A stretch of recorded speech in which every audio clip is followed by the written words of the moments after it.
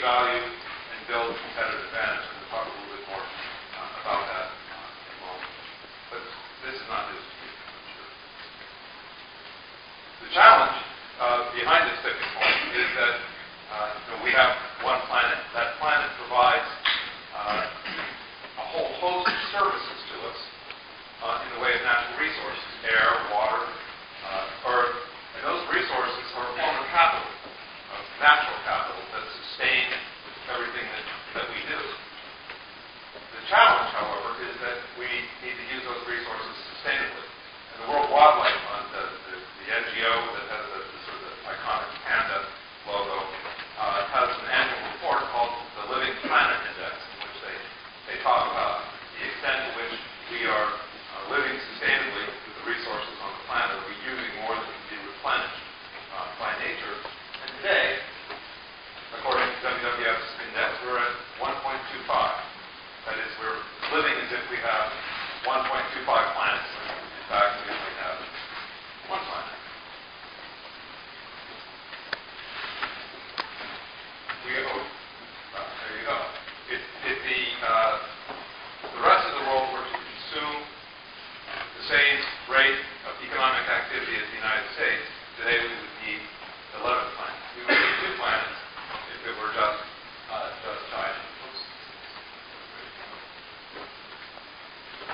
So the point is that we clearly have a sustainability challenge of living within the renewable resource limits of what the planet can sustain. And one of the challenges, I think, for business is to play a strong role. I'm going to talk a little bit later about three aspects that we focus on: water, packaging, and climate. But just in terms of the sustainable resource of the planet, we depend on water for our business.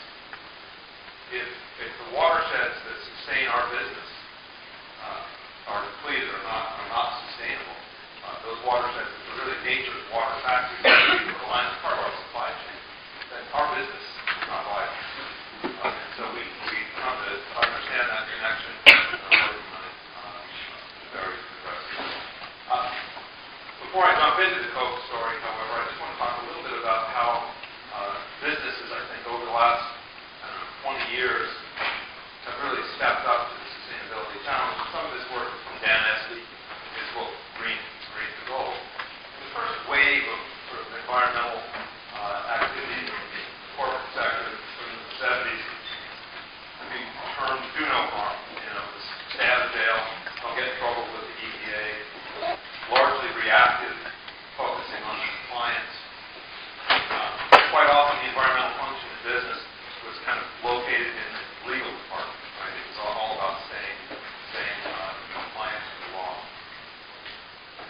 Somewhere in the mid-70s to 80s, the second wave, the triple bottom line notion that there's cutting waste means cutting costs and pollution. So there's a kind of an efficiency and cost savings. This is about the business, not just about compliance. And then maybe there's a benefit in engaging in some partnerships or